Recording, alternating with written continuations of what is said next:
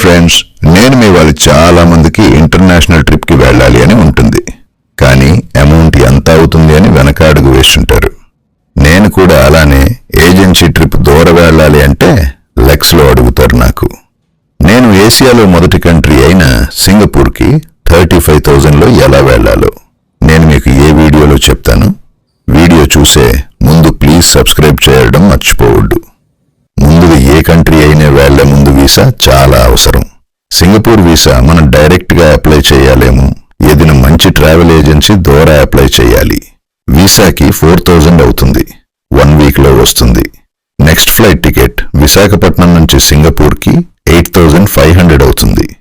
విశాఖపట్నం నుంచి సింగపూర్కి flight night 11:30కి ఉంది. Singapore morning 5కి వెళ్ళిపోవటం. నెక్స్ట్ ఇమిగ్రేషన్ భయపడన అవసరం లేదు. Digital immigration. సింగపూర్ ఎయిర్పోర్ట్ నుంచి లిటిల్ ఇండియాకి మెట్రోలో వెళ్ళండి.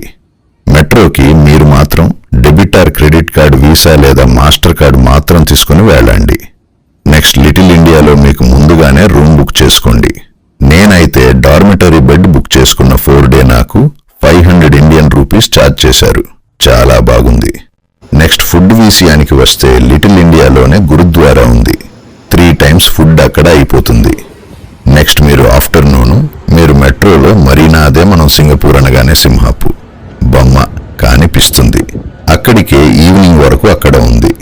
ఈవినింగ్ రూమ్కి వచ్చి ఫ్రెష్ అప్ అయ్యి ఫుడ్ అయిన తర్వాత డాగరలో ఉన్న మార్కెట్కి విజిట్ చేయండి. Next day universal studio and beaches visit చేయండి. నెక్స్ట్ డే ముస్తఫా మార్కెట్, అక్కడ ఆల్ కంట్రీస్ చాక్లెట్ దొరుకుతాయి.